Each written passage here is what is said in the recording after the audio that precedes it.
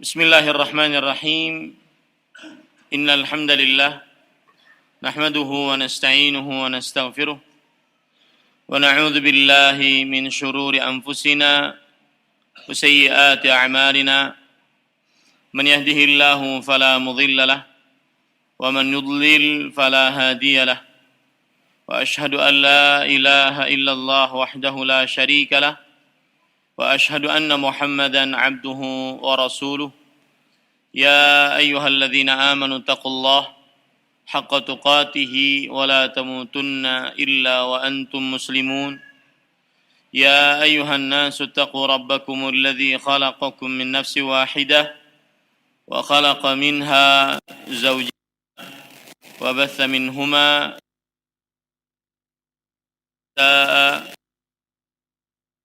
تساءلون به والأرحام إن الله كان عليكم رقيبا. يا أيها الذين آمنوا اتقوا الله وقولوا قولا يغفر ذنوبكم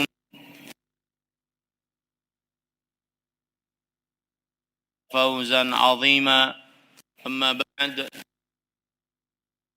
الله وأحسن الهدي هدي محمد وسلم وشر الأمور محدثاتها وكل محدثة بدعة وكل بدعة ضلالة وكل ضلالة في النار.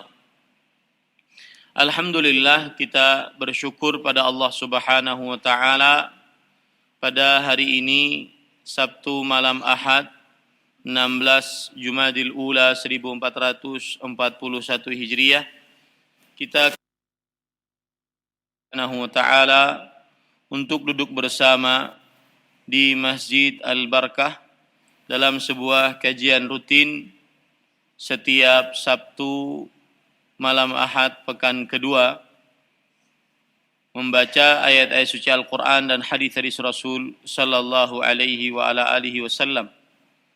Salawat dan salam semoga selalu Allah berikan kepada Muhammad sallallahu alaihi wa ala alihi wasallam, pada keluarga beliau, para sahabat, serta orang-orang yang mengikuti beliau sampai hari kiamat kelak. Dengan nama-nama Allah yang husna dan sifat-sifatnya yang ulia, kita berdoa, Allahumma inna nas'aluka ilman nafi'an wa rizqan tayyiban wa amalan mutaqabbala. Allahumma aslih lana dinana alladhi huwa ismatu amrina wa aslih lana dunyana allati fiha ma'ashuna wa aslih lana akhiratana allati fiha ma'aduna waj'alil hayata ziyadatan lana fi kulli khair waj'alil mauta rahatan lana min kulli syarr. Wahai Allah, sesungguhnya kami memohon kepada Engkau ilmu yang bermanfaat, rezeki yang baik, dan amal yang diterima.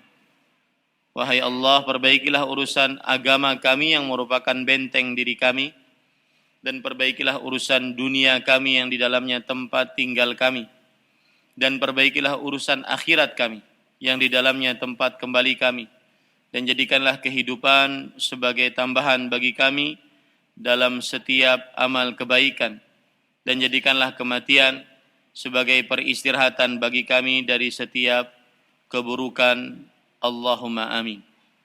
Ahibati hafizakumullahu ta'ala, para pemirsa Roja TV, para pendengar Radio Roja, dan juga jamaah sekalian yang hadir di Masjid Al-Barkah, dan seluruh kaum muslimin dimanapun berada yang mengikuti kajian ini. Ini adalah pertemuan yang ke-10 di dalam tema menguak tabir kesyirikan. Dan pada pertemuan-pertemuan sebelumnya, kita sudah membahas aqsam asyirkil asghar, pembagian syirik kecil.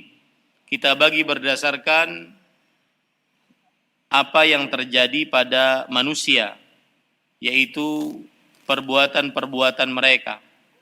Pembagian yang pertama yaitu pembagian syirik kecil di dalam amalan-amalan hati. Nah, kita katakan bahwasanya syirik kecil di dalam amalan-amalan hati dibagi menjadi 4 macam. Yang pertama adalah riya, beramal ingin dilihat oleh manusia agar dipuji. Kemudian yang kedua adalah iradatul insan bi'amalihi dunyawiyah, bi'amalihi dunya. Keinginan seseorang dalam beribadah mendapatkan perkara duniawi. Seperti seseorang sholat menginginkan harta, seseorang bersedekah menginginkan tambahan harta, maka ini adalah termasuk dari syirik asghar kalau seandainya dia tidak barengi dengan niatan mencari pahala dari Allah Subhanahu wa taala. Kemudian yang ketiga yaitu al-i'timad 'alal asbab, bersandar kepada sebab-sebab. Bersandar kepada sebab, maka ini termasuk daripada syirik asghar. Seperti seorang yang minta diruqyah, dia bersandar kepada peruqyahnya. Seorang yang berobat, dia bersandar kepada obatnya, dan dia meyakini bahwasanya obat sebutlah yang menyembuhkan tanpa Allah Subhanahu wa taala. Maka ini dikhawatirkan dia masuk ke dalam perbuatan syirik. Terutama juga menjadikan sebab yang belum dijadikan oleh syariat sebagai sebab, seperti pemakaian jimat, cincin, dan juga rajah, tulisan-tulisan rajah. Kemudian yang keempat yaitu amalan yang berkaitan dengan hati dari perbuatan syirik asghar adalah tatayyur. Tatayyur adalah perbuatan syirik asghar. Hati bernasib sial dengan apa yang dilihat atau apa yang didengar. Mendengar burung hantu merasa bernasib sial. Melihat burung gagak di atas langit merasa bernasib sial. Ini adalah termasuk dari perbuatan syirik asghar yang berkaitan dengan amalan hati. Pembagian yang kedua kita katakan yaitu asyirkul asghar fil a'mal fil af'al. Syirik kecil yang berkaitan dengan perbuatan. Syirik kecil yang berkaitan dengan perbuatan. Dan sudah kita sebutkan 2 macam, yaitu yang pertama adalah ruqyah, tetapi bukan ruqyah yang syar'iyah, yang sesuai dengan syariat, tetapi ruqyah yang syirkiyah, mengandung kesyirikan kepada Allah Subhanahu wa taala. Baik itu dengan minta perlindungan, pertolongan kepada jin, ataupun dengan ruqyah memakai hal-hal yang berkaitan dengan jimat. Kemudian yang kedua yaitu memakai tamimah. Ini termasuk jenis syirik asghar di dalam perbuatan memakai tamimah. Tamimah adalah kumpulan benang hitam yang biasa digelangkan pada tangan anak kecil, baik di tangan atau di kaki atau di leher, dengan asumsi menangkal bahaya untuk anak kecil tersebut. Dan ini termasuk dari syirik asghar karena disebutkan oleh Rasul sallallahu alaihi wasallam sebagai perbuatan syirik dan dilarang oleh Rasulullah sallallahu alaihi wasallam. Man 'allaqa tamimatan faqad asyrak. Barang siapa yang menggantung tamimah maka sungguh dia telah melakukan kesyirikan. Dan tamimah asalnya sebagaimana yang sudah saya sebutkan tadi, yaitu semua asalnya adalah gelang dari benang yang digelangkan pada tangan atau kaki atau leher anak kecil. Kemudian dia akhirnya dipakai istilah dalam seluruh jenis jimat yang dipakai oleh seseorang untuk menangkal dirinya, maka ini juga disebut dengan tamimah. Baik itu berupa kayu ataupun berupa kuningan, berupa cincin, berupa kain, berupa kertas yang dianggap bisa menangkal mara bahaya, maka ini disebut dengan tamimah. Taib, pada pertemuan sebelumnya kita sudah sampai kepada hal tersebut, yaitu syirik asghar di dalam amalan-amalan yang berkaitan dengan perbuatan manusia. Sekarang kita membahas jenis syirik asghar yang ketiga, yaitu asyirkul asghar fil ibadatil qawliyah. Syirik asghar di dalam ibadah-ibadah yang berupa ucapan. Ini kan amalan perbuatan manusia itu tidak lebih daripada 3 amalan. Qaulun bil lisan, ucapan dengan lisan. I'tiqadun bil janan, keyakinan dengan hati. Wa amalun bil arkan, dan melakukan perbuatan dengan anggota tubuh. Berkaitan dengan hati sudah kita bahas. Berkaitan dengan amalan anggota tubuh sudah kita bahas, dan pada malam ini kita memulai membahas syirik kecil di dalam ibadah-ibadah yang berupa ucapan. Yang pertama, contohnya adalah bersumpah dengan nama selain Allah Subhanahu wa taala. Sumpah dengan nama selain Allah, sumpah dalam bahasa Arab adalah al-halifu. Al-halifu.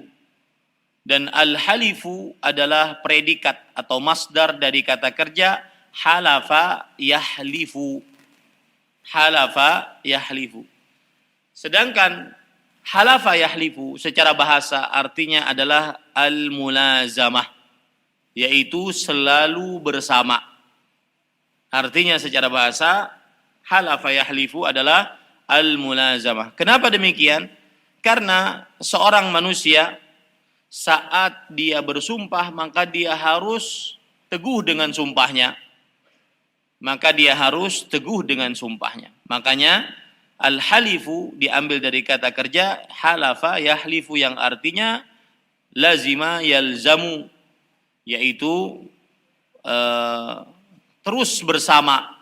Karena orang yang bersumpah dia akan selalu teguh dengan sumpahnya, terus selalu memegang sumpahnya. Kemudian dinamakan dengan al-halif, dinamakan juga dengan al-yamin. Kenapa demikian? Disebutkan oleh di dalam kitab Kamus Besar Bahasa Arab Mu'jam Maqayisil Lughah, bahwasanya li'annal mutahalifain kana ahaduhuma yusaffiqu bi yaminihi ala yamini sahibih. Karena orang yang sedang bersumpah, dia sedang berjabat tangan dengan orang lain, antara tangan kanan dengan tangan kanan orang lain. Maka disebut dengan al-yamin.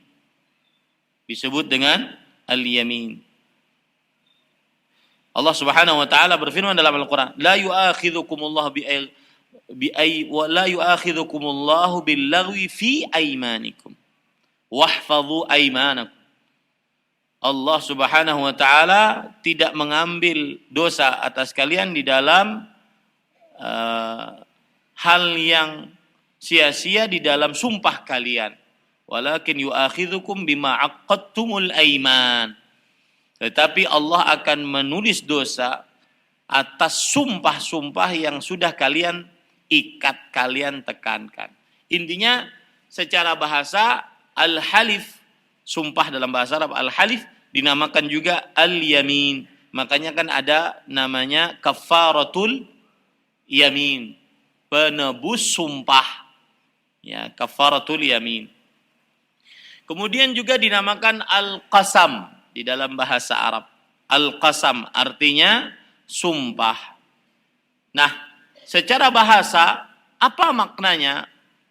Itulah secara bahasa maknanya. Sedangkan secara terminologi syar'i, maknanya adalah taukidus syai' bi dzikri ismin aw sifatin lillahi ta'ala masdaran biharfin min hurufil qasam. Sumpah adalah secara terminologi syar'i menyebutkan sesuatu. Saya ulangi, menekankan sesuatu dengan menyebutkan nama atau sifat Allah.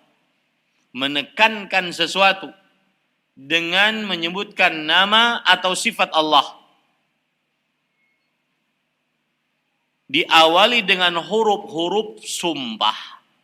Diawali dengan huruf-huruf sumpah, yaitu waw, ba, dan ta. Waw, ba, dan ta. Jadi orang kalau bersumpah, dia sebenarnya sedang menyebutkan sesuatu yang dia agungkan untuk menekankan pembicaraan. Itu pengertian sumpah.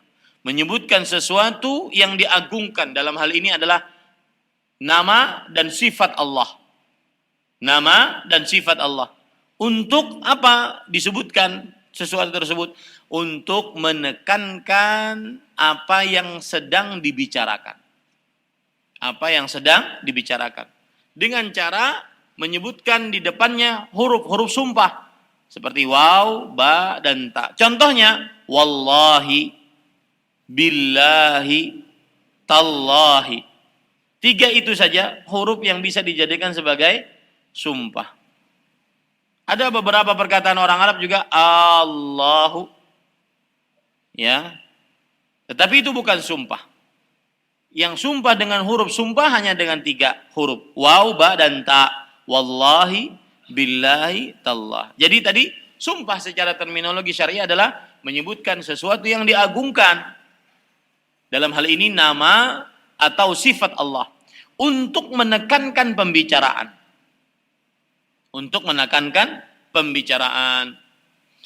Dan pada ikhwan yang dirahmati oleh Allah Subhanahu wa taala, para ulama berijma', bersepakat bahwasanya sumpah disyariatkan dalam agama Islam dengan 3 huruf sumpah. Wallahi atau billahi atau tallahi. Sumpah disyariatkan secara ijma' oleh para ulama, disyariatkan dengan dalam agama Islam dengan 3 huruf sumpah. Wallahi, billahi, tallahi. Ini ahibati hafizakumullahu ta'ala. Nah, sekarang para ikhwan yang dirahmati oleh Allah, para ulama juga mengatakan bahwasanya sumpah adalah ibadah. La yajuzu sarfuha li ghairillah. Sumpah adalah ibadah yang tidak diperbolehkan untuk memalingkannya kepada selain Allah. Kenapa demikian? Karena tidak ada yang boleh diagungkan kecuali Allah. Di sini letak kesyirikan orang yang bersumpah dengan nama selain Allah. Tadi kita katakan sumpah adalah menyebutkan yang diagungkan. Dalam hal ini nama dan sifat Allah. Untuk menekankan pembicaraan. Maka apabila ada orang bersumpah dengan nama selain Allah, berarti dia menyamakan selain Allah itu dengan Allah dalam perkara pengagungan. Disitulah letak kesyirikan. Bersumpah dengan nama selain Allah. Sebagaimana pengertian syirik di awal-awal kita bahas. Dan saya sangat berharap untuk murajaah apa yang saya sebutkan. Dari mulai video pertama, sekarang sudah sampai video yang ke-10. Ini adalah kajian yang ke-10. Karena saya bertekad bahwasanya jamaah sekalian harus benar-benar kita kuak tabir kesyirikan. Dengan benar-benar secara mendetil sehingga benar-benar paham. Kita katakan bahwasanya pengertian kesyirikan adalah sebagaimana disebutkan oleh Allah dalam surat Asy-Syura ayat 97-98. Tallah in kunna lafi dhalalim mubin id nusawwikum bi rabbil alamin. Demi Allah, sungguh dahulu kami benar-benar di dalam kesesatan yang nyata, yaitu kesyirikan. Saat kami menyamakan kalian, menyamakan selain Allah dengan Allah Rabbul Alamin. Itulah pengertian kesyirikan. Taswiyatu ghairillah billah fi khasaisi fi syai'in min khasaisillah. Menyamakan selain Allah dengan Allah dalam perkara yang khusus milik Allah. Nah, di dalam bersumpah dengan nama selain Allah, dia termasuk kesyirikan. Kenapa? Karena menyamakan selain Allah dengan Allah dalam perkara khusus milik Allah, yaitu pengagungan. Karena arti sumpah tadi adalah menyebutkan sesuatu yang diagungkan, menyebutkan yang diagungkan, dalam hal ini nama dan sifat Allah, untuk menekankan pembicaraan. Maka apabila ada orang bersumpah dengan nama selain Allah, berarti dia telah melakukan kesyirikan. Karena menyamakan selain Allah ini dengan Allah dalam perkara khusus milik Allah, yaitu pengagungan. Contoh misalkan, seseorang mengucapkan demi Rasulullah atau wa Rasulillah dalam bahasa Arabnya. Bahasa Indonesianya demi Rasulullah. Sebelumnya saya ingin mengingatkan, kalau dalam bahasa Arab ada 3 huruf, wallah, billahi, tallah, maka dalam bahasa Indonesia semuanya pakai demi Allah. Baik itu pakai wallahi, pakai tallahi, pakai billahi. Semuanya pakai, diterjemahkan dalam bahasa Indonesia demi Allah. Ya. Maka kalau ada orang mengucapkan demi Rasulullah, wa Rasulillah, atau demi ibu saya, wa ummi, atau demi bapak saya, wa abi, atau demi keturunan saya, wa nasabi, ini berarti dia sedang mensyirikkan Allah. Kenapa? Karena menyamakan selain Allah, Rasulullah, ibunya, bapaknya, keturunannya, pekerjaannya, ya, dengan Allah dalam perkara yang khusus milik Allah, itu pengagungan. Jadi paham ya, kenapa bersumpah dengan nama selain Allah termasuk kesyirikan? Karena menyamakan selain Allah dengan Allah dalam perkara khusus milik Allah. Ya, orang macam-macam bersumpah dengan nama selain Allah. Demi Allah, demi Rasulullah, ini haram. Kenapa? Karena berarti menyamakan Rasulullah dengan siapa? Allah Subhanahu wa taala. Kita tidak menganut pemahaman yang mengatakan bahwasanya Nabi Muhammad sallallahu alaihi wasallam dibuat dari cahaya dan cahaya itu adalah berasal dari Allah Subhanahu wa taala. Jadi sebenarnya Allah menitis kepada Nabi Muhammad sallallahu alaihi wasallam, Allah Muhammad, Muhammad Allah. Ini tidak benar. Ini sama dengan keyakinan kaum Nasrani yang mengatakan bahwasanya Allah menitis kepada Nabi Isa alaihissalam, atau Allah menyatu dengan Nabi Isa. Menitis beda dengan menyatu. Ini para ikhwan yang dirahmati oleh Allah Subhanahu wa taala. Ini kita tidak seperti itu. Ya, maka tidak boleh ya orang bersumpah demi Allah, demi Rasulullah, enggak boleh. Itu biasa kan ada orang kepepet, maling ayam kepepet. Demi Allah, demi Rasulullah, saya tidak mencuri kecuali 1. Sama aja. Ya, ini tidak boleh. Kenapa? Karena dia sedang menyamakan Rasulullah sallallahu alaihi wasallam dengan siapa? Allah Subhanahu wa taala. Begitu juga orang menyebutkan, kalau di Arab biasanya wan nabi. Sebagian orang-orang Timur Tengah mengatakan wan nabi, demi nabi. Itu kebiasaan sudah lisan mereka, wan nabi, wan nabi. Tujuannya mungkin ingin mengagungkan Nabi Muhammad sallallahu alaihi wasallam. Tapi dalam agama Islam ada larangan bersumpah dengan nama selain Allah Subhanahu wa taala. Taib. Kalau sudah kita pahami bahwa pengertian sumpah secara bahasa, pengertian sumpah secara terminologi syar'i, kemudian ijma' para ulama bahwasanya sumpah adalah ibadah yang disyariatkan, kemudian oleh karena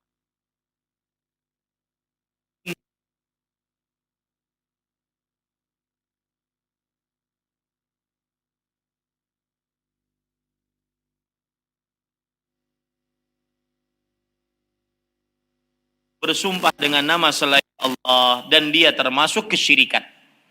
Dalil yang menunjukkan haramnya bersumpah dengan nama selain Allah itu hadis riwayat Bukhari dan Muslim.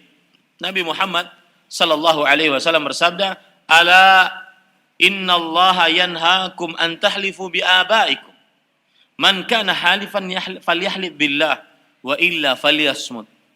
Ingatlah, ketahuilah, sesungguhnya Allah Subhanahu wa taala telah melarang kalian untuk bersumpah dengan nama nenek moyang kalian, bapak-bapak kalian, orang tua kalian. Ini subhanallah, lihat.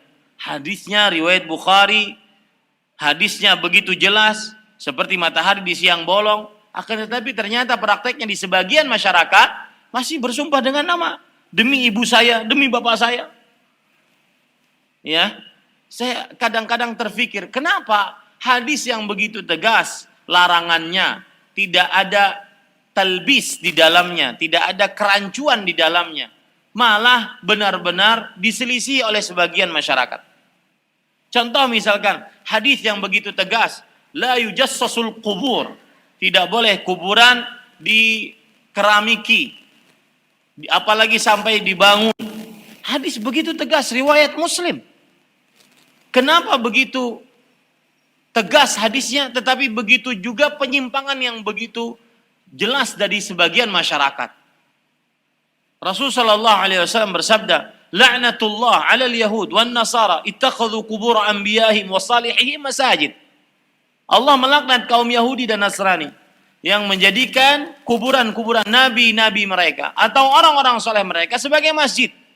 Ini hadis riwayat Muslim, keluar 5 hari sebelum Nabi Muhammad SAW meninggal. Hadis begitu tegas seperti matahari di siang bolong. Tetapi kenapa ya di pelaksanaan yang terjadi di lapangan di tengah masyarakat Muslim sangat bertentangan dengan hadis ini? Kenapa? Bahkan ketika dinasehati, yang muncul adalah tuduhan merasa benar sendiri, tuduhan dengan gelar-gelar yang bermacam-macam.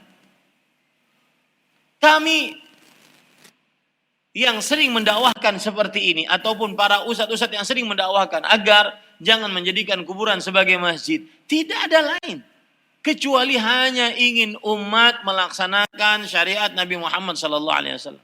Dan ini bukti sayang kita kepada kaum muslimin. Kalau tidak, dibiarkan saja. Karena hadisnya begitu tegas, tidak ada labs di dalamnya, tidak ada samar-samar. Tetapi begitu tegas juga sebagian orang menyimpang dari hadis ini. Ini saya heran, ya heran.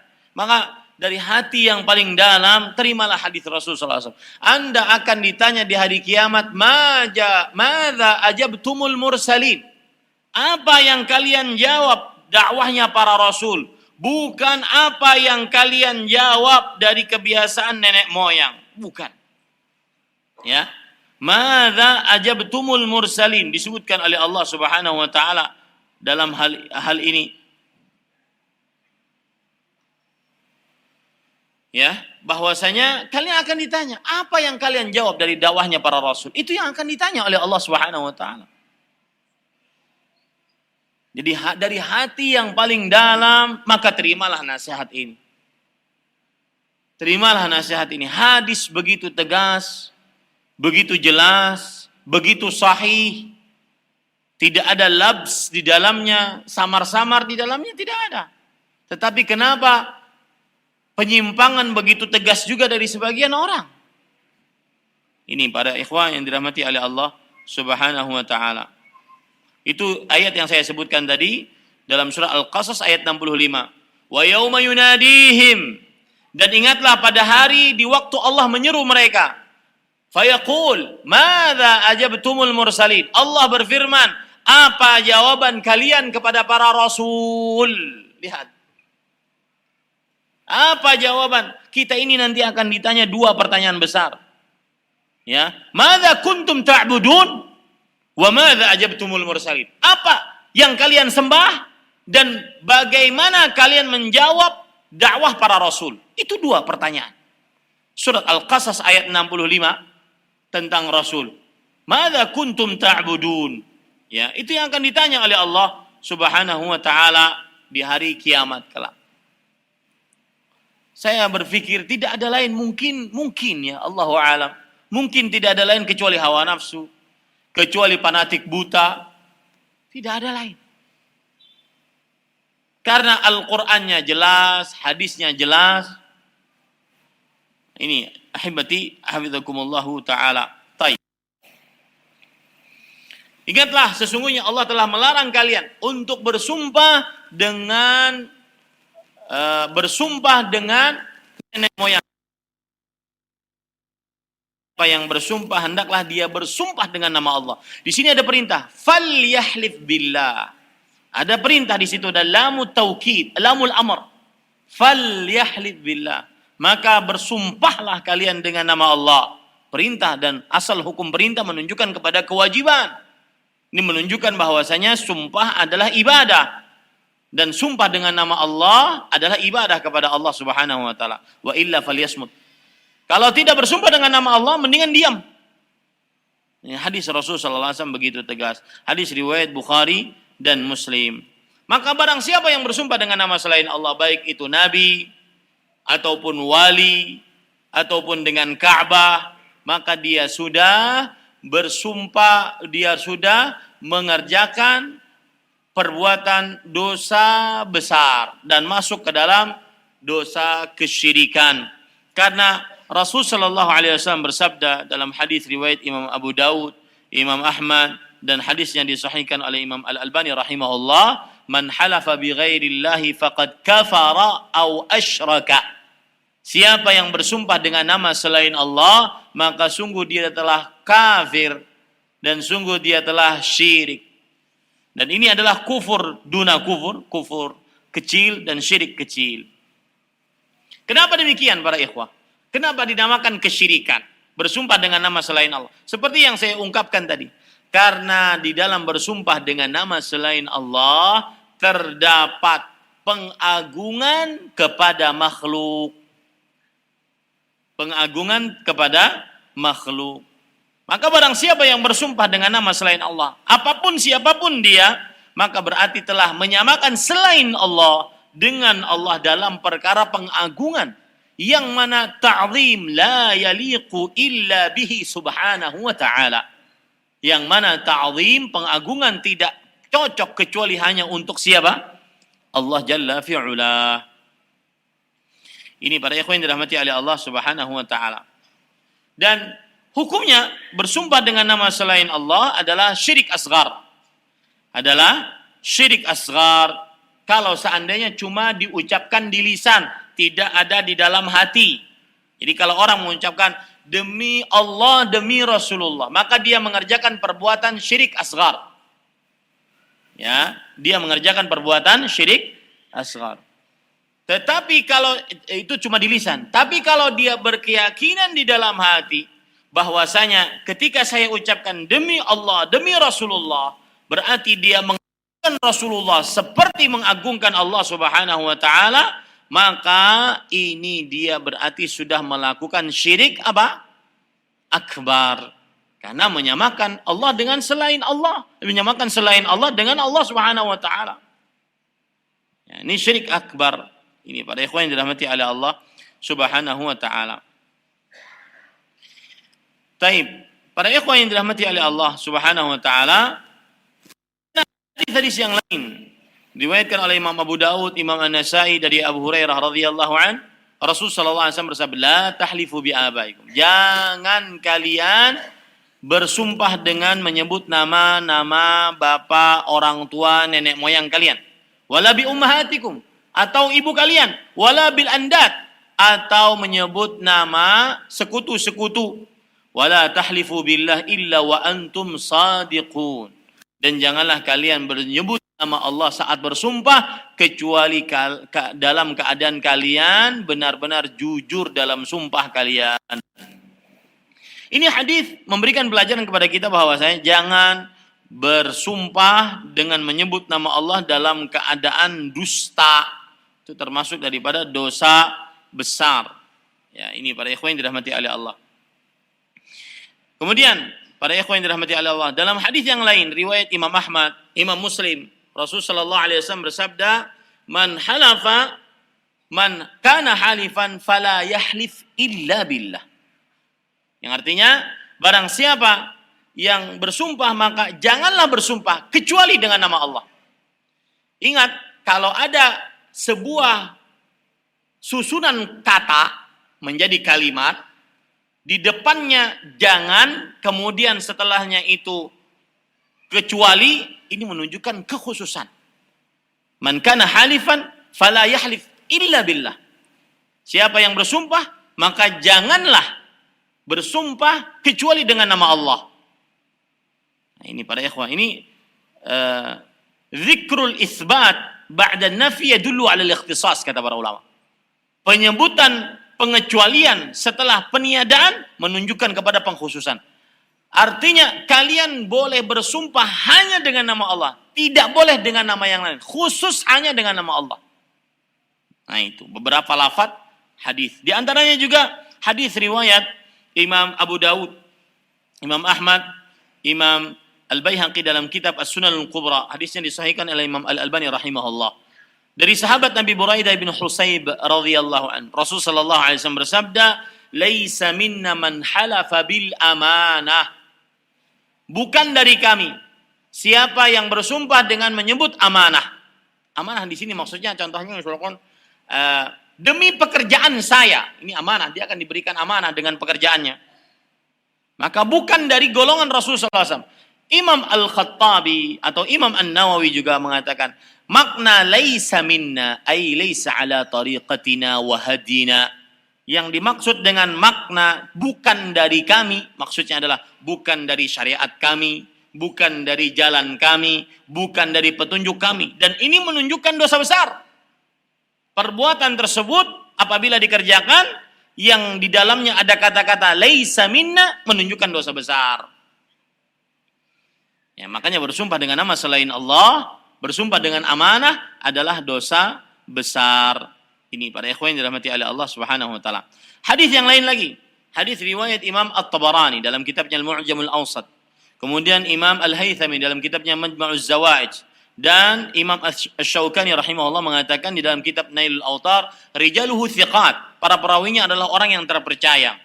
Dari sahabat Nabi Abdullah bin Umar radhiyallahu anhu, beliau bercerita, anna Nabi sallallahu alaihi wasallam sami'a rajulan yahlifu bil amanah. Rasul SAW mendengar seseorang bersumpah dengan amanah. Demi amanah saya, demi pekerjaan saya. Maka Nabi Muhammad sallallahu alaihi wasallam mengatakan, "Alasta alladhi yahlifu bil amanah?" Apakah engkau tadi yang bersumpah dengan amanah? Ini menunjukkan seakan-akan Nabi Muhammad SAW mencela perbuatan orang tersebut karena sudah bersumpah dengan amanah. Ini para ikhwah yang dirahmati oleh Allah Subhanahu wa taala. Naam. Kemudian di sana ada kafarat. Apa arti kafarat? Penebus atas sumpah yang pernah diucapkan dengan nama selain Allah. Penebus atas sumpah yang pernah diucapkan dengan nama selain Allah. Sebagaimana dalam hadis yang diriwayatkan oleh Imam Bukhari dan Muslim dari Abu Hurairah radhiyallahu an, Nabi Muhammad sallallahu alaihi wa alihi wasallam bersabda, "Man halafa faqala fi halifihi billata wal uzza falyaqul la ilaha illallah." Siapa yang bersumpah lalu di dalam sumpahnya dia mengatakan demi Lata, demi Uzza, maka hendaklah dia ucapkan la ilaha illallah sebagai bentuk penebus apa yang sudah dia lakukan. Nah, ini contoh pertama dari syirik asghar yang berkaitan dengan al-ibadat al-qauliyah, ibadah-ibadah yang berupa ucapan. Contoh yang kedua sekarang. Ya, contoh yang kedua. Yaitu contoh syirik asghar di dalam ibadah-ibadah berupa ucapan. Di antaranya adalah mensejajarkan Allah dengan ucapan wa atau dan. Dengan ucapan wa atau dalam bahasa Indonesianya dan. Kalau bukan karena Allah dan kamu, saya niscaya kecelakaan tadi. Kalau bukan karena Allah dan Rasulullah, maka niscaya saya tidak masuk Islam. Ini tidak boleh. Ini kesyirikan. Ya, ini para ikhwan yang dirahmati oleh Allah Subhanahu wa taala. Seperti misalkan dalil yang menunjukkan hal ini, hadis riwayat Imam An-Nasai dari Abdullah bin Abbas radhiyallahu anhuma. Beliau bercerita anna rajulan qala lin Nabi sallallahu alaihi wasallam, "Ma syaa Allah wa syi'ta." Ada seorang lelaki berkata kepada Rasul sallallahu alaihi wasallam, semuanya sesuai dengan kehendak Allah dan kehendak engkau, menunjuk kepada Nabi Muhammad sallallahu alaihi wa alihi wasallam. Maka Nabi Muhammad sallallahu alaihi wasallam bersabda, "Aja'altani lillahi niddan? Qul ma syaa Allah wahdah." Apakah engkau menjadikan aku sekutu bagi Allah? Di hadis itu. Kenapa? Karena ada kata-kata wa. Masya Allah wa syi'ta. Ada wa di situ. Masya Allah wa syi'ta. Semuanya sesuai dengan kehendak Allah dan kehendak engkau, wahai Rasulullah SAW. Maka Rasulullah SAW mengatakan, aja'altani lillahi niddan. Apakah engkau menjadikan aku sebagai sekutu bagi Allah? Masya Allah wahda. Sungguh seluruhnya hak sesuai dengan kehendak Allah semata. Kemudian di dalam hadis riwayat Imam Abu Daud dari Hudzaifah bin Al-Yaman radhiyallahu an, Nabi Muhammad sallallahu alaihi wasallam bersabda, "La taqulu ma syaa Allah wa syaa fulan, walakin qulu ma syaa Allah thumma syaa fulan." Janganlah engkau katakan masya Allah dan Masya fulan. Jangan engkau katakan semuanya sesuai dengan kehendak Allah dan sesuai dengan kehendak si fulan. Akan tetapi ucapkanlah oleh kalian seluruhnya semuanya sesuai dengan kehendak Allah, kemudian sesuai dengan kehendak si fulan. Jadi bedanya apa? Dan kemudian. Itu yang boleh. Yang kemudian yang boleh. Kenapa? Karena kalau kemudian menunjukkan kepada tarakhi, kepada ada tingkatan. Allah lebih dahulu, kemudian makhluk-makhluknya di bawahnya. Saya jadi teringat kisah. Suatu saat saya bersama Al-Syekh Al-Allama Profesor Dr. Ali bin Ghazi At-Tuwaijiri, guru besar ilmu tafsir di Masjid Nabawi, dan juga pernah mengajar kita di kampus. Waktu itu beliau datang ke Banjarmasin, kemudian kita berkunjung ke sebuah rumah. Di rumah tersebut ada tulisan Allah Muhammad. Ya, di dalam sebuah hiasan gitu. Allah Muhammad. Maka beliau langsung fitrah tauhid. Beliau langsung mengatakan, "Ahmad, ini beritahu. Ini tidak benar disamakan, diratakan Allah dengan Nabi Muhammad sallallahu alaihi wasallam." Maka kalau seandainya pun di masjid-masjid ya ternyata terletak, meskipun itu sebenarnya tidak diperlukan untuk diletakkan, sebagai mana masjid ini tidak ada ya tulisan lafzul jalalah Allah dan Muhammad sallallahu alaihi wasallam, dan itu memang tidak diperlukan. Tapi kalau ada, janganlah diletakkan dengan sejajar, tapi lebih baik tidak sejajar. Kenapa? Karena tidak boleh disejajarkan Allah dengan siapapun. Walam yakul lahu kufuwan ahad. Laisa kamitslihi syai'. Tidak ada sesuatu yang semisal dengannya. Tidak ada seorang pun yang sekufu dengan Allah Subhanahu wa taala. Makanya Rasulullah SAW mengatakan, akan tetapi ucapkanlah semuanya sesuai dengan kehendak Allah, kemudian sesuai dengan kehendak si fulan. Naam.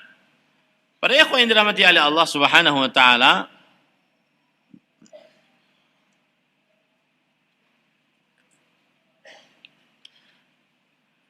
ada hadis yang diriwayatkan oleh Imam An-Nasai dari Qutailah. Anna Yahudiyan atan Nabiy sallallahu alaihi wasallam faqala innakum tusyrikuna taquluna ma syaa Allah wa syi'ta wa taquluna wal Ka'bah. Fa'amarahum an-nabiy sallallahu alaihi wasallam idza aradu an yahlifu an yaqulu wa rabbul Ka'bah wa an yaqulu ma syaa Allah wa thumma syi'ta. Artinya, kata Qutailah radhiyallahu an, seorang sahabat Rasul sallallahu alaihi wasallam, Seorang Yahudi berkata kepada Nabi Muhammad SAW, wahai kalian kaum muslimin. Yahudi kan pernah ada tinggal bersama Nabi Muhammad SAW di kota Madinah sebelum akhirnya mereka diusir dari kota Madinah. Wahai kaum muslimin, wahai kalian, wahai Rasulullah SAW, kalian ini semuanya mensyirikan Allah. Yahudi berani-beraninya ngomong seperti itu di hadapan Rasulullah SAW. Kalian ini sebenarnya mensyirikan Allah. Kalian mengucapkan Masya Allah wa syi'ta. Kalian mengucapkan seluruhnya sesuai dengan kehendak Allah dan sesuai dengan kehendak engkau. Ini kesyirikan. Dan kalian juga mengucapkan warabbul wal Ka'bah, demi Ka'bah. Yang benar apa? Demi Tuhan Ka'bah. Demi Rabb yang memiliki Ka'bah. Itu yang benar. Adapun demi Ka'bah tidak benar. Nah, ini peringatan dari Yahudi. Lalu Nabi Muhammad SAW memerintahkan kepada para sahabatnya, jika mereka ingin bersumpah, maka ucapkanlah warabbil Ka'bah. Warabbil Ka'bah. Dan ucapkanlah Masya Allah thumma syi'ta. Nah, hadis ini para ikhwah, terdapat pelajaran di dalamnya. Ya. Yang pertama, Yahudi. Siapa itu Yahudi? Yahudi adalah seorang yang beragama menisbatkan agamanya kepada ajaran Nabi Musa alaihi salam. Yahudi adalah seorang yang beragama yang menisbatkan agamanya sesuai dengan ajaran Nabi Musa alaihi salam. Berdasarkan firman Allah, "Inna hudna ilaik." Kata-kata Yahudi diambil dari kata firman Allah, "Inna hudna ilaik." Surat Al-A'raf ayat 156. Yang artinya, sesungguhnya kami kembali kepada engkau ya Allah. Hudna. Maka diambil dari situlah Yahudi. Kemudian para ikhwan yang dirahmati oleh Allah Subhanahu wa taala, ada lagi yang mengatakan bahwasanya Yahudi diambil dari kata seorang, dari nama seseorang, Yahuda bin Ya'qub. Yahuda bin Ya'qub berarti anak Nabi Ya'qub alaihissalam, berarti saudaranya Nabi Yusuf alaihissalam. Maka ketika dinamakan Yahudi diambil dari kata-kata Yahuda karena berdasarkan keturunan Yahuda. Taib. Di sini Yahudi mengatakan tadi apa? Innakum tusyrikun. Kalian wahai kaum muslimin melakukan kesyirikan. Maksudnya kalian terperosok juga dalam kesyirikan. Kenapa? Karena kalian mengatakan Masya Allah wa syi'ta. Ini orang Yahudi aja tahu. Masa kaum muslimin yang mengaku ahli tauhid tidak tahu? Semestinya tahu. Ya. Kalian mengatakan seluruhnya sesuai dengan kehendak Allah dan kehendak engkau. Ini kesyirikan. Ya, ini para ikhwan yang dirahmati oleh Allah Subhanahu wa taala. Kemudian juga kalian melakukan kesyirikan dengan mengucapkan pada sumpah wal Ka'bah, demi Ka'bah. Ini tidak boleh karena Ka'bah makhluk. Yang benar adalah warabbil Ka'bah. Maka Nabi Muhammad SAW memerintahkan para sahabatnya kalau bersumpah dengan mengucapkan warabbil Ka'bah atau mengucapkan Masya Allah thumma syi'ta. Sesuai dengan kehendak Allah, kemudian kehendak engkau. Nah, hadis ini terdapat pelajaran di dalamnya. Pertama, perhatikan baik-baik. Pertama, para ikhwan yang dirahmati oleh Allah Subhanahu wa taala, Nabi Muhammad SAW tidak mengingkari Yahudi ini.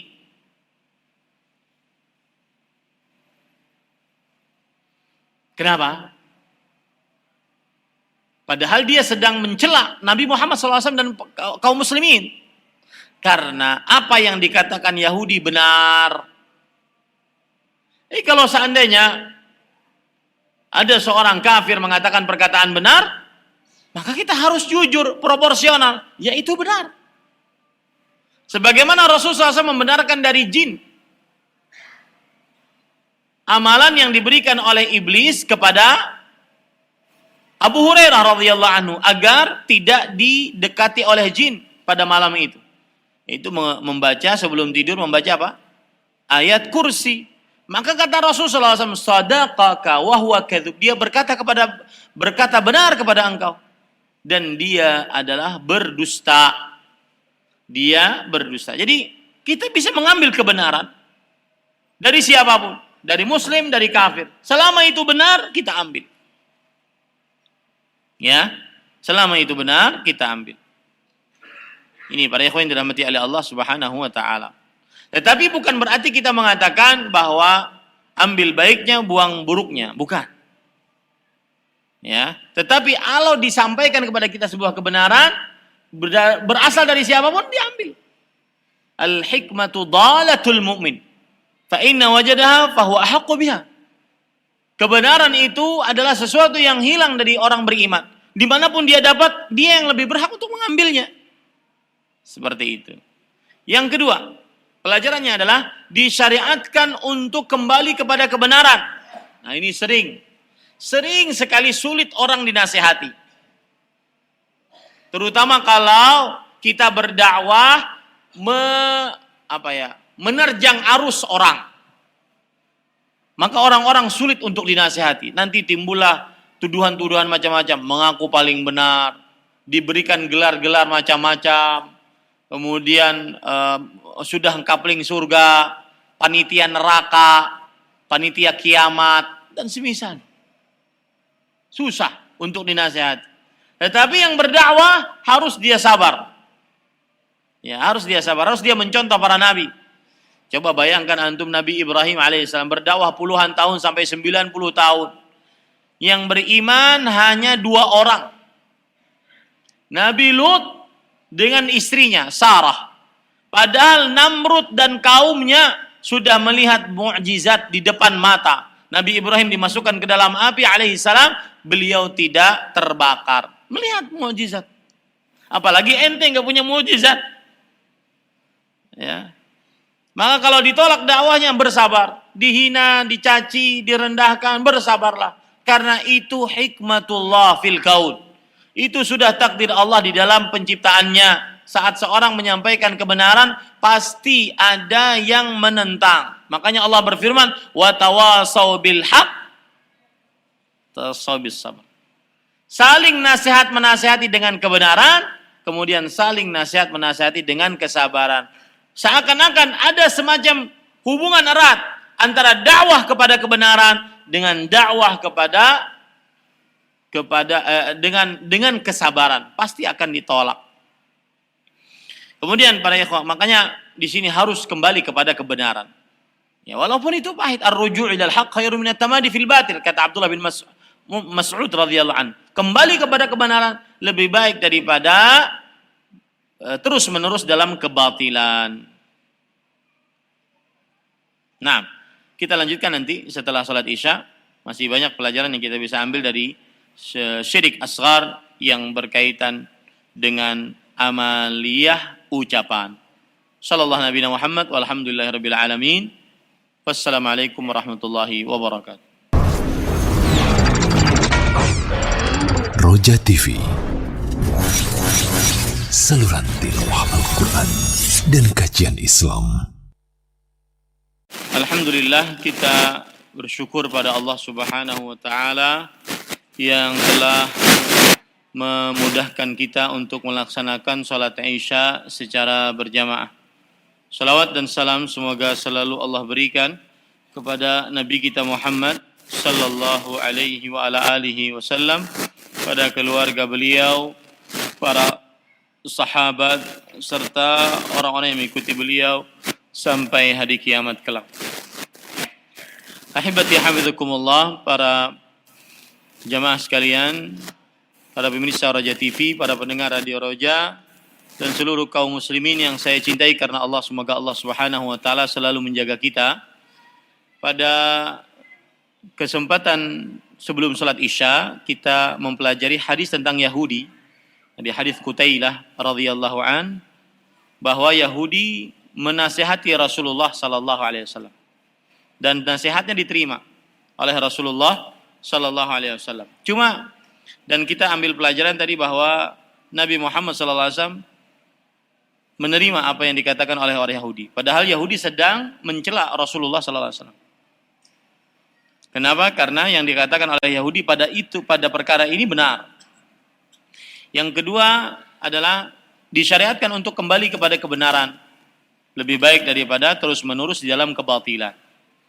Kemudian yang ketiga yaitu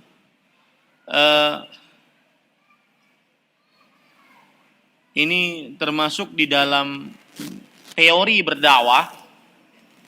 Apabila kita ingin merubah sebuah kemungkaran, maka jangan terlalu besar perubahannya.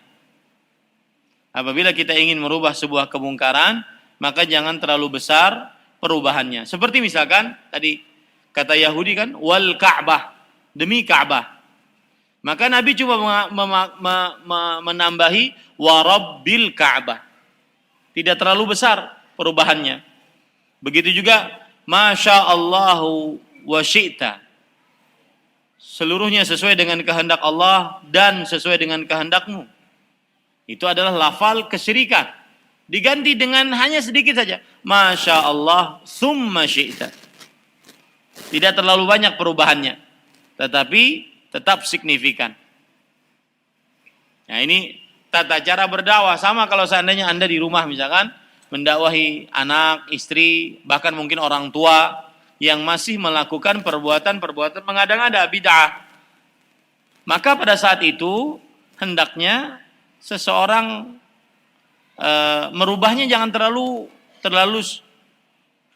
perubahan yang sangat mencolok. Ya, tetapi rubah sedikit dan sesuai dengan sunnah Rasul Sallallahu Alaihi Wasallam.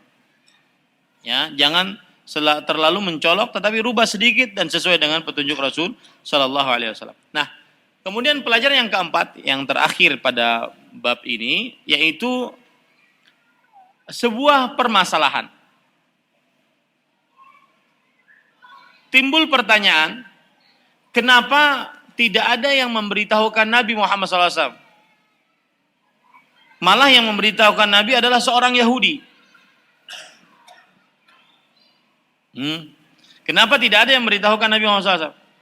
Malah yang memberitahukan Nabi Muhammad SAW adalah seorang Yahudi.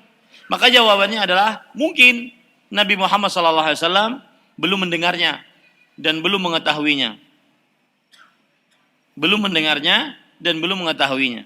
Karena itu zaman tasyri', zaman pensyariatan. Mungkin Nabi Muhammad SAW pada waktu itu belum dapat wahyunya dan belum mendengarnya. Taib. Disanggah lagi. Tetapi kan Allah tahu. Kenapa Allah membiarkan? Bahkan sampai Yahudi yang memberitahu. Maka jawabannya yang jelas masih tersisa permasalahan di sini.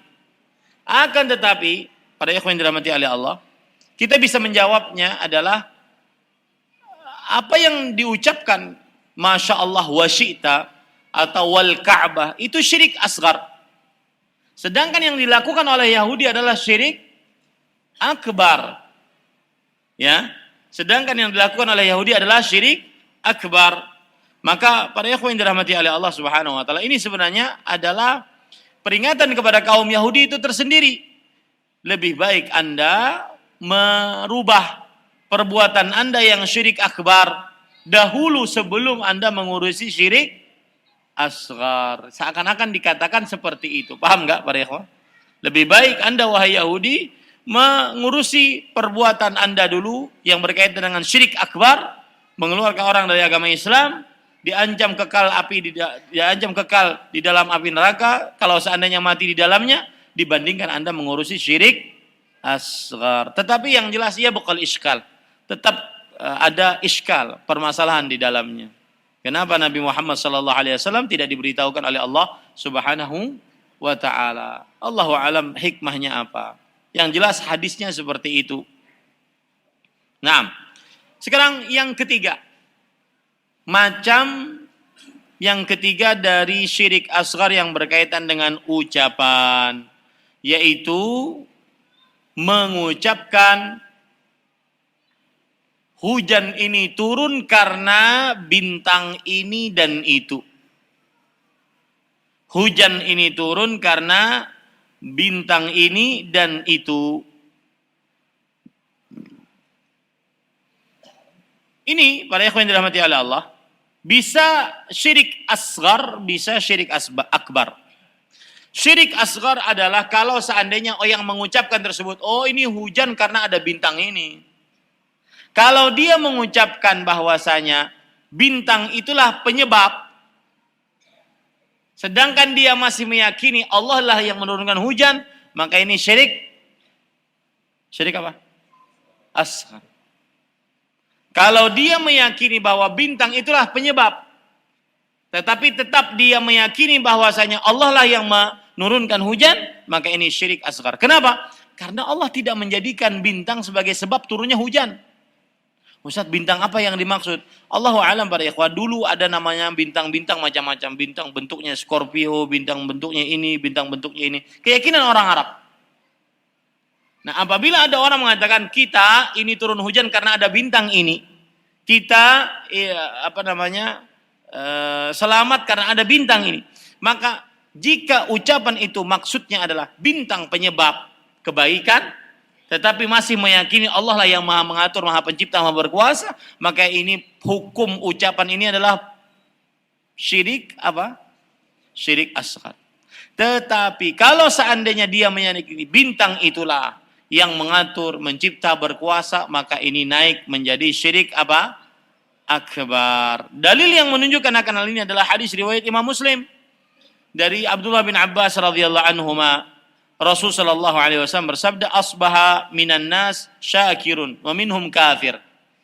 Ada manusia yang di waktu pagi hari dia bersyukur dan di waktu pagi hari dia kafir. Ada manusia begitu. Ada yang bersyukur, ada yang kafir. Qalu hadhihi rahmatullah wa qala ba'dhum laqad sadaqa nau'u kadza wa kadza. Yang mukmin, yang bersyukur adalah orang yang apabila turun hujan tadi malam, di pagi hari dia mengatakan, oh ini rahmat dari Allah. Tetapi apabila di pagi hari saat tadi malam hujan dia mengatakan, ini hujan karena ada bintang ini, bintang ini, bintang ini. Maka ini adalah kafir terhadap Allah subhanahu wa ta'ala. Ya, ini para ikhwan yang dirahmati Allah. Dan itu bisa menunjukkan kepada kesyirikan, bisa syirik asghar, bisa syirik akbar. Apa tadi bedanya? Kapan dia menjadi syirik asghar? Kapan dia menjadi syirik akbar? Kalau syirik asghar kapan? Kalau meyakini bintang itu adalah sebab. Ya, sebab. Dan tetap meyakini bahwa Allah yang maha pengatur, maha pencipta, maha berkuasa. Karena Allah tidak menjadikan bintang sebagai sebab. Maka apabila menjadikan bintang sebagai sebab yang belum dijadikan oleh syariat sebagai sebab, maka ini adalah syirik asghar. Karena kaedahnya pernah saya tulis di sini. Menjadikan segala sesuatu sebagai sebab dan syariat belum menjadikannya sebagai sebab, maka menjadikannya sebagai sebab adalah apa? Syirik asghar. Adalah syirik asghar. Menjadikan cincin sebagai sebab untuk terhalang dari mara bahaya.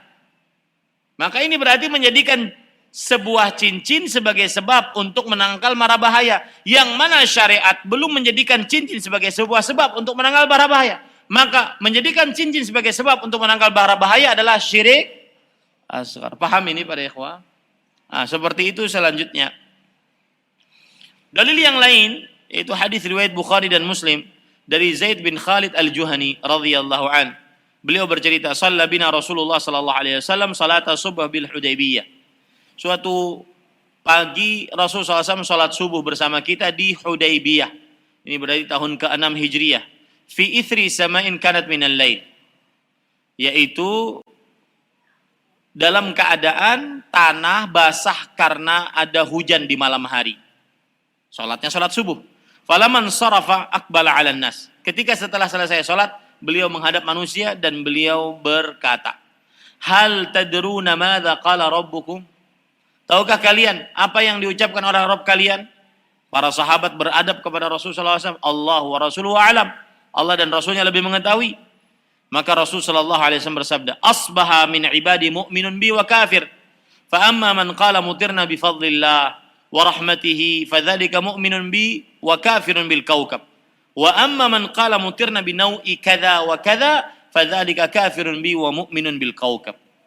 Di pagi hari ada hamba-hambaku yang beriman kepadaku dan ada hamba-hambaku yang kafir kepadaku. Adapun orang yang mengucapkan kita datang hujan karena karunia dan rahmat Allah, dia berarti beriman kepadaku dan kafir terhadap bintang-bintang yang ada. Dan siapa yang mengatakan kita turun hujan karena ada bintang ini, maka berarti dia kafir kepadaku dan beriman kepada bintang-bintang. Ini menunjukkan bahwa diharamkan seseorang menyandarkan hujan karena bintang. Diharamkan seseorang menyandarkan hujan karena bintang-bintang ataupun karena cuaca yang ada. Tetapi semuanya adalah takdir Allah Subhanahu wa taala. Semuanya adalah takdir Allah Subhanahu wa taala. Baik. Alhamdulillah para ikhwah, selesai kita membicarakan anwa'us syirkil asghar. Macam-macam syirik asghar, baik berkaitan dengan amalan hati, amalan anggota tubuh, amalan lisan. Insyaallah taala menguak tabir kesyirikan masih kita lanjutkan dengan membahas tentang yaitu pembicaraan beberapa perbuatan kesyirikan lainnya. Beberapa perbuatan kesyirikan lainnya. Tidak kita masukkan ke dalam pembagian baik itu syirik akbar, syirik asgar, karena ini mencakup syirik akbar, syirik asgar. Ada 4 macam yang akan kita bahas insyaallah. Sihir, perdukunan, nusrah, mengobati sihir dengan sihir, kemudian tanjim, meramal dengan bintang-bintang. Ini 4 poin yang masih tersisa dalam pelajaran kita menguak tabir kesyirikan. Dan ini adalah pertemuan yang ke-10. InsyaAllah masih akan berlanjut pada pertemuan-pertemuan selanjutnya. Wallahu a'lam. Ya, kita masuk kepada pertanyaan. Bismillah, bagaimana hukum pengobatan dengan tenaga dalam? Adik saya diurut oleh yang mengobati, katanya memakai tenaga dalam. Maka jawabannya, ya, para ikhwan yang dirahmati oleh Allah Subhanahu wa taala, apabila yang dimaksud, apa dulu yang dimaksud dengan tenaga dalam? Itu harus dudukan dulu. Jangan menghukumi sesuatu dengan al-alfaz al-mujmalah.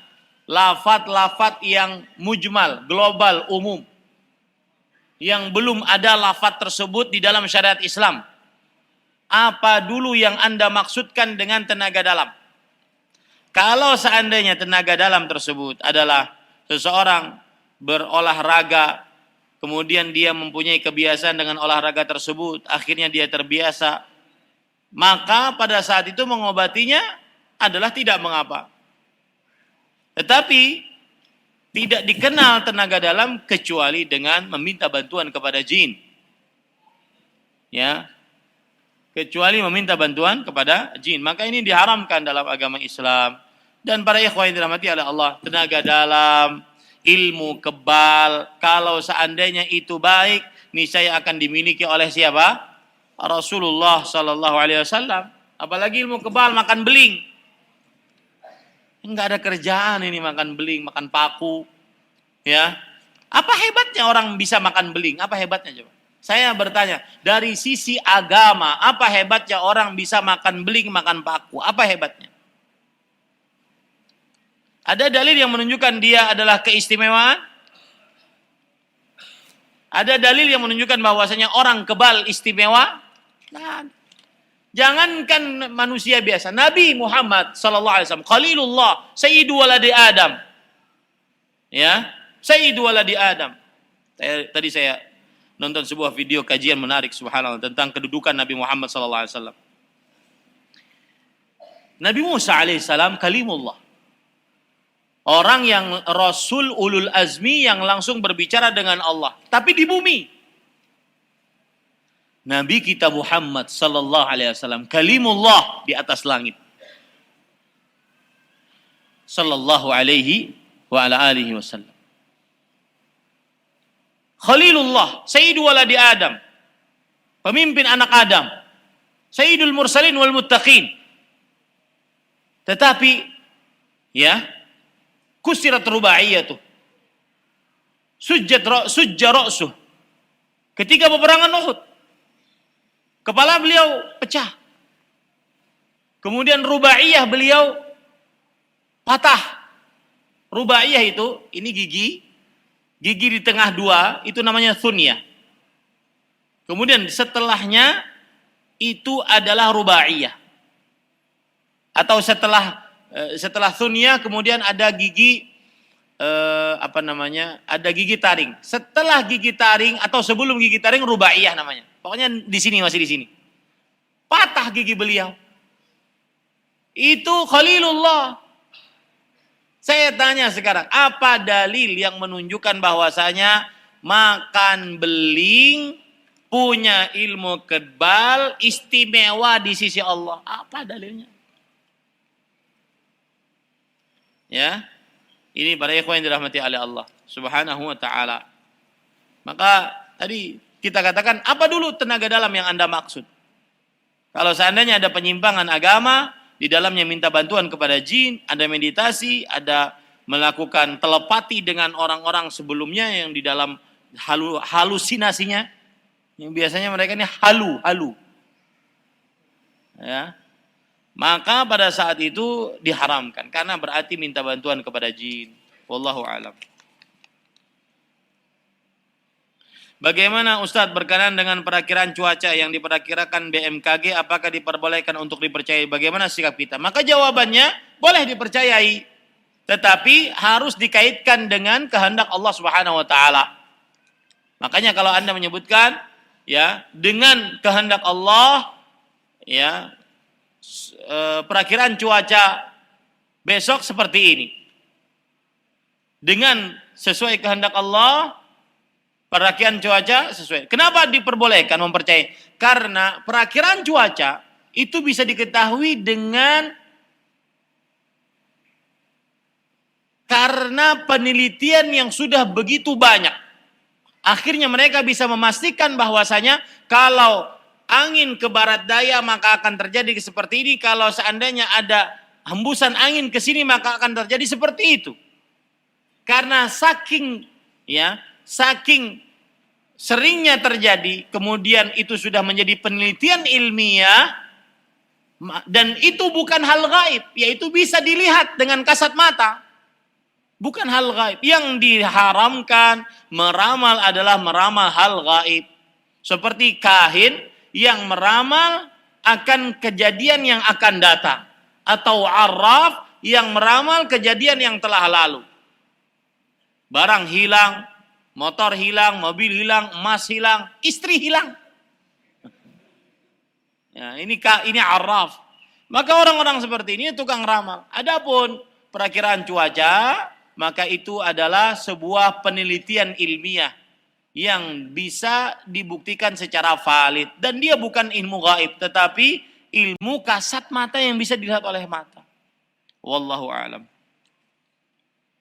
Bagaimana jika syaitan menggoda untuk menjawab pertanyaan, siapa yang menciptakan Allah? Maka jawabannya, para ikhwan yang dirahmati oleh Allah, pertanyaan seperti ini ditinggalkan dan ucapkan la ilaha illallah. Ya, ini adalah gangguan syaitan mengganggu iman manusia. Istri saya masih mencela dan menentang apa yang saya dakwahi. Masihkah saya bersabar atau ada tindakan selanjutnya? Apa? Ente mau cerai? Mau nyari bini lain? Jangan. Dakwahi dulu. Ya. Dikit-dikit cerai. Kesempatan Ustaz. Dakwahi. Bersabar, dakwahi para ikhwah. Harus sabar. Nabi Nuh alaihissalam berdakwah 950 tahun. Antum tahu berapa yang ikut? Wa ma amana ma'ahu illa qalil. Tidak ada yang beriman kepada Nabi Nuh kecuali sedikit. Ya, sedikit. Disebutkan oleh para ahli tafsir, sedikitnya ini cuma 84 orang. Itulah yang ikut beliau di perahu, di bahtera beliau. Jadi perahu itu kan dibagi menjadi 3. Lantai pertama untuk binatang buas, lantai kedua untuk manusia, lantai ketiga untuk burung-burung dan yang semisal dengannya. Dan Nabi Nuh alaihissalam disebut sebagai Adam ats-tsani, Adam yang kedua. Atau Adam as-saghir, Adam kecil. Kenapa? Karena Allah berfirman, wa ja'alna dzurriyyatahu humul baqi. Dan kami jadikan keturunan Nabi Nuh lah yang masih tersisa. Jadi seluruhnya dari mulai Adam alaihissalam sampai zaman Nabi Nuh itu seluruhnya mati. Tidak ada yang tersisa. ketika terjadi air bah yang melanda dunia. Seluruhnya mati. Manusia tidak ada pada waktu itu. Kecuali yang ikut bersama Nabi Nuh pada saat itu. Maka ente ini sebenarnya keturunan Nabi Nuh. Ya, keturunan siapa? Nabi Nuh, Nabi Adam, Nabi Idris, Nabi Nuh. Seperti itu. Allahu a'lam. Apa yang kita lakukan ketika kita satu masjid dengan orang Syiah dalam keadaan kita belum punya ilmu untuk membantahnya? Cara sholatnya aneh, saya sangat merasa terganggu. Apa kita harus amar ma'ruf nahi mungkar? Para ikhwah, orang yang beramar ma'ruf nahi mungkar harus tahu yang ma'ruf dan jangan sampai mengerjakan kemungkaran. Para ulama bersepakat, yang beramar ma'ruf harus tahu yang ma'ruf dan tidak boleh mendatangkan kemungkaran. Yang bernahi mungkar harus tahu yang mungkar dan tidak boleh mendatangkan kemungkaran yang lebih besar. Di dalam pertanyaan ngaku yang bertanya, kita belum punya ilmu untuk membantahnya. Ya sudah diam aja. Ya, sudah diam aja. Atau diberitahukan kepada orang yang berilmu, para ustaz misalkan, untuk menasihatinya. Ya, wallahu a'lam. Apakah orang yang mensyirikkan Allah dan kafir kepada Allah sama-sama selamanya di neraka? Iya, sama-sama di neraka selamanya. Mungkin orang ini ingin bertanya, apa bedanya syirik dengan kafir? Maka perbedaannya adalah kullu musyrikin kafir wala aks. Setiap orang yang musyrik kafir dan tidak sebaliknya. Kenapa para ikhwah? Kesyirikan adalah menyamakan selain Allah dengan Allah dalam perkara yang khusus milik Allah. Setiap orang yang mensyirikkan Allah pasti dia kafir. Tetapi kekufuran, tidak setiap orang yang kafir pasti mensyirikkan Allah, tidak. Contoh misalkan, orang ateis tidak percaya Tuhan. Atau disebut di dalam Al-Quran ad-dahriyah. Yang mereka mengatakan, وَمَا يُهْلِكُنَا إِلَّا الدَّهَرِ. Tidak ada yang membinasakan kita kecuali masa. Ya, kita hidup, kita mati, tidak ada yang membinasakan kita kecuali masa. Dahar.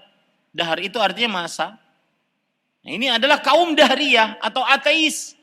Mereka ini adalah orang-orang yang tidak percaya kepada Allah Subhanahu wa taala aslan, enggak percaya. Mereka tidak syirik, akan tetapi mereka apa? Mereka kafir. Paham ini para ikhwah? Seperti juga kaum Mu'attilah, kaum yang meniadakan sifat Allah Subhanahu wa taala seperti kaum Jahmiyah. Dengan ijma para ulama dikafirkan oleh para ulama.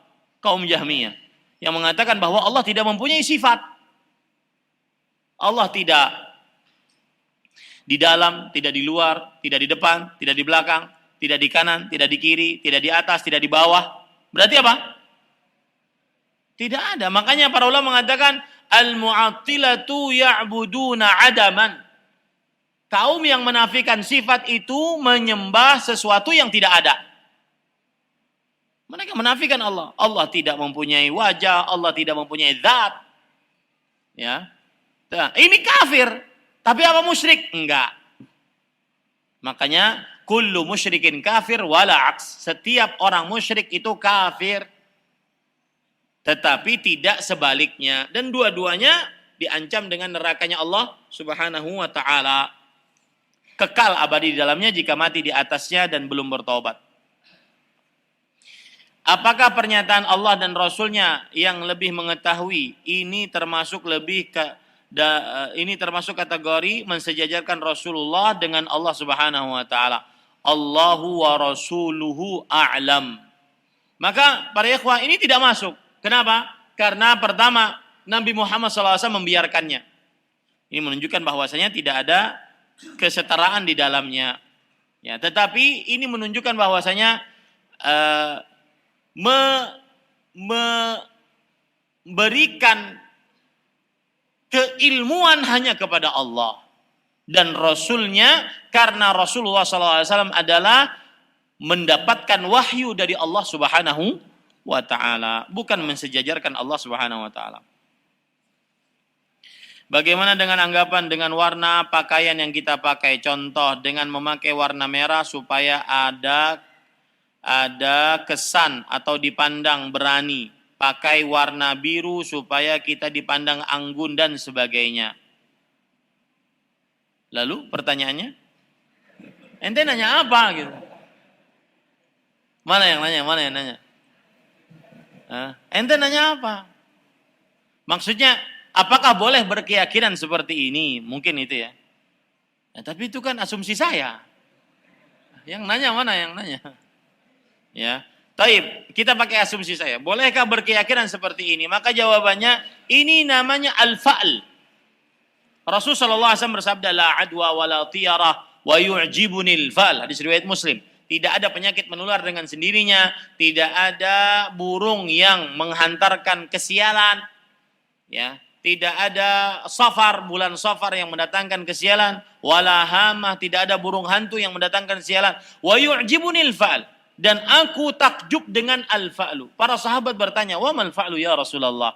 Apa itu fa'lu hai Rasulullah? Kata Nabi Muhammad SAW, al-kalimatu tayyibah. Perkataan, ucapan-ucapan yang baik. Seperti melihat, datang ke sebuah rumah yang dia mau kontrak, rumahnya berwarna hijau. Wah, ini mudah-mudahan adalah tanda kebaikan.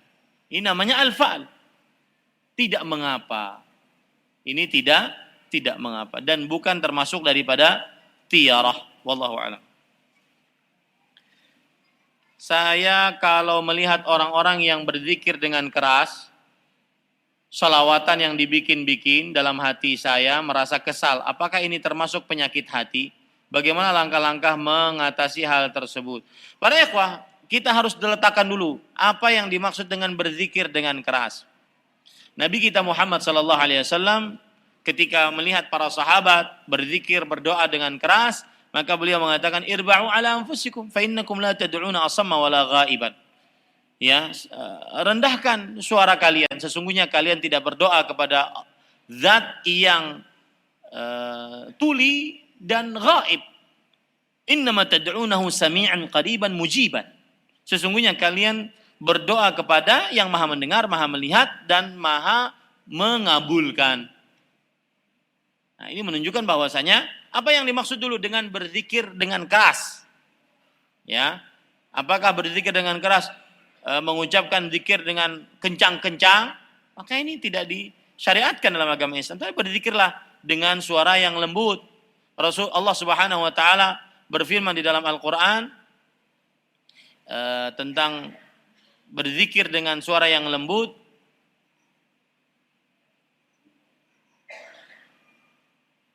Apa? Enggak, bukan. Allah Subhanahu wa taala menceritakan tentang Nabi Zakaria alaihissalam dalam surat Maryam. Idznada rabbahu nidaan khafiyya. Ketika Nabi Zakaria berdoa kepada Allah Subhanahu wa taala dengan doa yang khafi. Allah juga berfirman, "Udzkurullaha tadarruan wa khufyah." Berzikirlah kepada Allah dengan menunduk dan khufyah, dengan suara yang liris, tersembunyi. Maka berzikir dengan suara yang dengan khusyuk, dengan suara yang tersembunyi, dengan suara yang lirih, tidak teriak-teriak, apalagi sampai kayak jingkrak-jingkrak kayak anak kecil. Disebutkan oleh Imam Al-Hafidh Ibnu Hajar, orang yang berzikir sambil jingkrak-jingkrak itu seperti anak kecil dan orang gila. Dan itu terjadi di sebagian orang. Ini tidak diperbolehkan, ya. Nah, kemudian juga mengucapkan sholawatan. Bersolawat boleh. Apa dulu yang dimaksud dengan sholawatan? Apakah dengan Rabbana, kemudian bersolawat? Ya, maka para ikhwan yang dirahmati oleh Allah Subhanahu wa taala, yang dianjurkan adalah bersolawat, bukan dengan Rabbana. Bersolawat bukan dengan Rabbana. Ya, dan saya ingin mengingatkan di sini. Sebagian lagu-lagu dianggap salawatan. Seperti misalkan lagu Man Ana. Man ana laulahu. Ini adalah lagu untuk dari seorang murid yang mengagungkan gurunya. Ini bukan salawatan. Ya, ini bukan salawatan. 2 tahun yang lalu ada lagu kebangsaan Ramadan. bulan Ramadan. Apa itu lagunya? Ya, diperkenalkan oleh salah satu grup musik di Indonesia ini. Saya menyebutnya lagu kebangsaan Ramadan. Karena terkenalnya bulan Ramadan itu. Di mana-mana orang menyebutkan itu. Ya, itu bukan sholawatan, itu lagu. Ingat tuh baik-baik. Itu lagu, bukan sholawat. Kalau seandainya kita ingin bersalawat, maka ucapkanlah salawat yang paling utama. Tidak ada perbedaan pendapat di antara para ulama. Salawat ini paling utama. Kenapa? Satu, Nabi Muhammad SAW ditanya oleh para sahabat. Dua, saat ditanya beliau tidak langsung menjawab karena belum dapat wahyu. Ketiga, setelah dapat wahyu, beliau baru memerintahkan kepada para sahabat untuk mengucapkannya.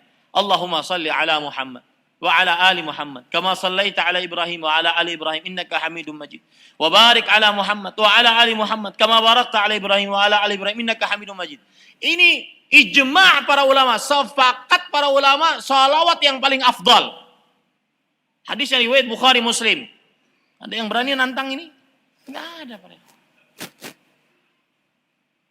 Ya, lebih baik Anda ucapkan salawat ini. Hadis riwayat Bukhari Muslim, warisan Nabi dibandingkan salawat-salawat zaman sekarang yang adanya ribuan tahun setelah Nabi Muhammad SAW meninggal. Ini para ikhwan yang dirahmati oleh Allah. Dan ini termasuk yang saya juga heran. Kenapa ya ada hadisnya sahih, tidak ada labs, tidak ada samar-samar. Kemudian salawatnya paling utama tentunya. Karena Nabi Muhammad SAW tidak pernah memerintahkan kepada salawat kecuali salawat yang paling utama. Kenapa lebih gemar memakai salawat buatan manusia biasa ataupun manusia yang dianggap wali. Masih dianggap loh ya. Meninggalkan yang didatang dari wahyu Rasulullah SAW ketika beliau mendapatkan wahyu tersebut. Saya heran. Sampai sekarang belum dapat jawabannya. Kenapa ya? Gitu. Antum mungkin bisa jawab. Kenapa? Hadis Rasul. Iya, kenapa? Gitu. Kenapa yang tinggalkan hadis Rasul Sallallahu Alaihi Wasallam, kemudian pakai selawat buatan orang-orang sekarang? Kenapa?